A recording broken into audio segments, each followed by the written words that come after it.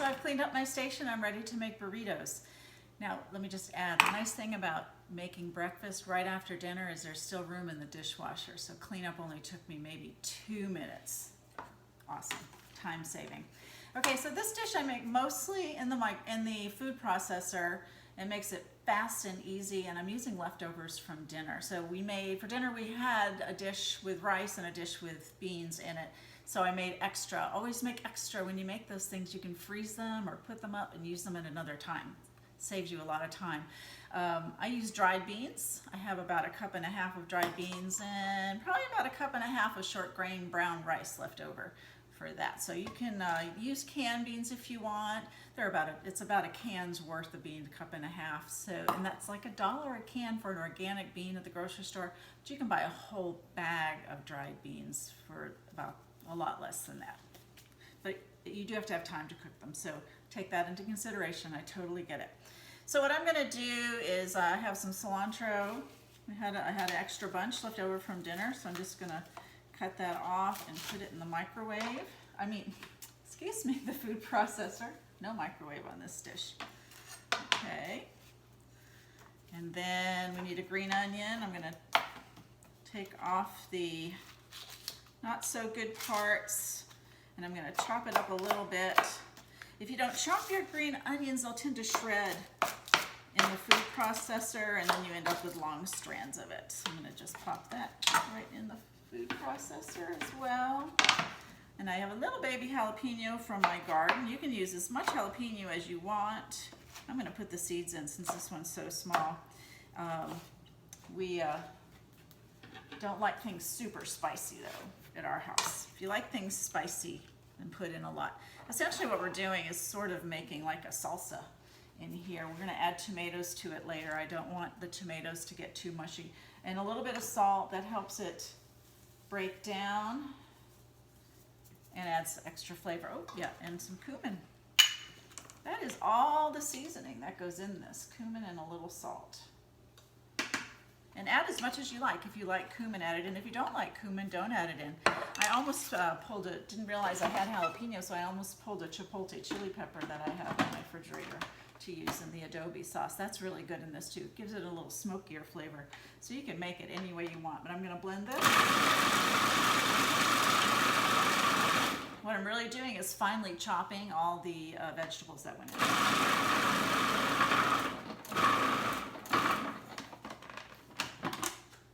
A little bit more. Now I'm going to add my beans in there. I'm just going to pulse those to break them up a little bit because we'll chop one more time when we put the tomato in. I'm taking the tomato, cutting it in half. I want to seed it. I don't want my burritos to be mushy. So I'm going to just squeeze the seeds out in this bowl. And I'm cutting it across the equator, not from pole to pole. That way you can get a good squeeze on the inside. Otherwise you'd have to dig it more out with your fingers. And I'll show you in a little bit why I put the gloves on. I don't normally wear these gloves when I'm making the burritos. In the interest of time today for this video, I put gloves on so I don't have to stop and wash my hands when I get to that part, which you will see in a moment. All right, I'm just giving these guys a rough chop. I don't want to have huge chunks and then small chunks, which sometimes the food processor tends to not cut evenly. So if you give it a little help and get it closer to the size you're looking for, it will help cooperate with that.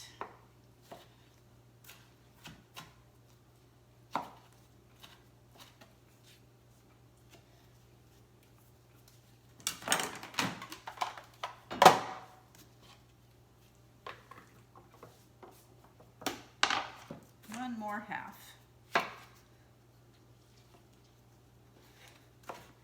Actually, I just told a fib. We will use the microwave in a minute. Just thinking through my steps, but not to make the mix. Okay, I'm going to pulse it again just to get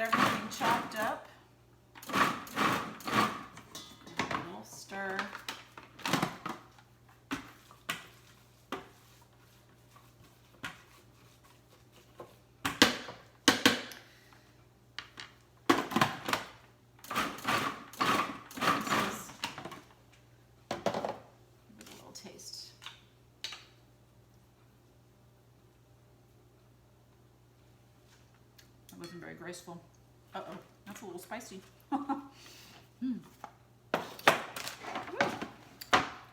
Okay, so to my rice, I'm going to add the bean mixture. Where's my spatula? There you are. Oh, little jalapeno had a kick. All right, so since it turned out a little spicier than what I intended, I am going to add some vegan cheese. Now sometimes I have pre-made cheese, cashew-based cheese that you can make. That's really good in here. I don't have that on hand, and I'm trying to be fast and get this done so I can sit down and watch my shows tonight. So I'm gonna pull the Daya cheddar that I have in the fridge.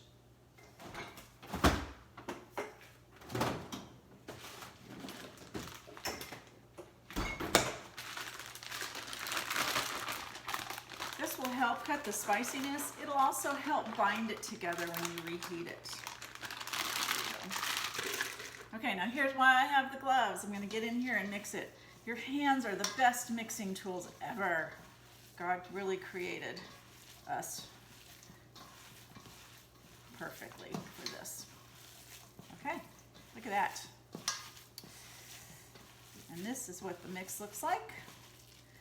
Now, like I said, you can make it your own way. If you don't have black beans, use pinto beans. Use anything you want. Put any spices in there you like too.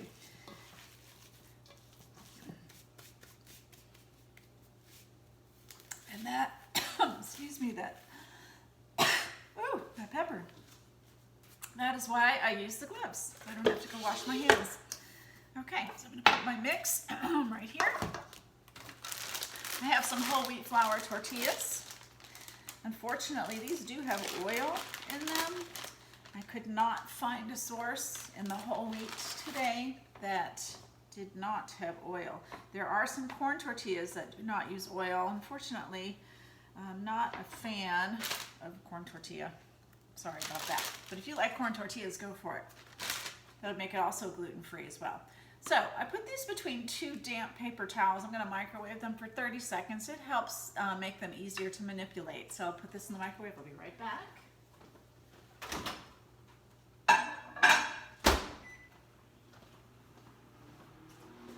Okay. Now, while that's warming up, I have a 1/4 cup ice cream scoop. You can use any size that you want. Just be aware that the more filling you put in, it may be harder to roll. But 1/4 cup to 1/2 cup usually works fine. And out of this mix, we are probably going to get probably 10 or so tortillas. So that'll be great. We wrap these up. I have some foil and wax paper, and they'll be ready to put in the freezer.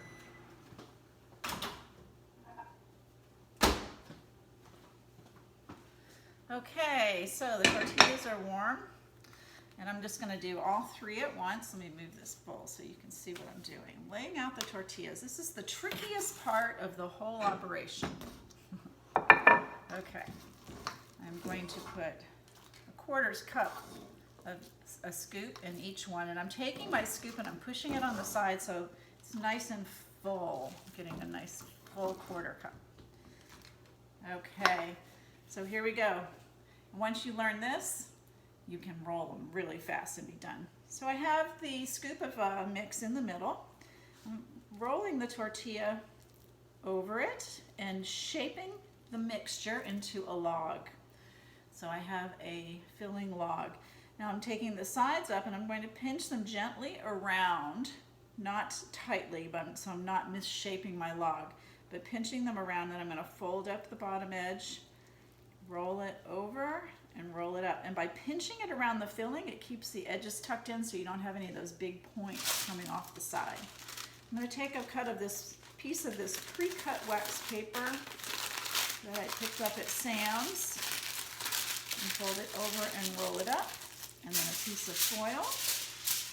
The same thing, you roll it over, fold in the sides, roll it up. Ready to pop into the freezer. Show you another one. Let's see. Okay, so we have our filling ball. I'm pulling up the tortilla. I'm using the tortilla to shape the filling into a log, leaving enough on the sides so I can take the sides up, tuck it in around the log, pull up the bottom, roll it up, and see how my sides stay nice and tucked in. Wrapping it once over in the paper, folding the edges over, rolling it up. We made these when I owned Healthy Chef Meals. We would make hundreds at a time, and they would sell like crazy because people love convenience food. Okay, making the log, tucking the sides, pulling the bottom up, rolling it up, and wrapping it in the paper and the foil. Okay, so you don't have to put these in the freezer, but because you're going to have so many of them, you'll want to put them in the freezer. And they're so easy in the morning. Just take off the foil and leave it wrapped in that wax paper. I put it on a plate, I put it in the microwave, I microwave it for a minute, and then I check it. If it's not quite hot enough, I'll turn it over, microwave for about 30 seconds more, and you're good to go.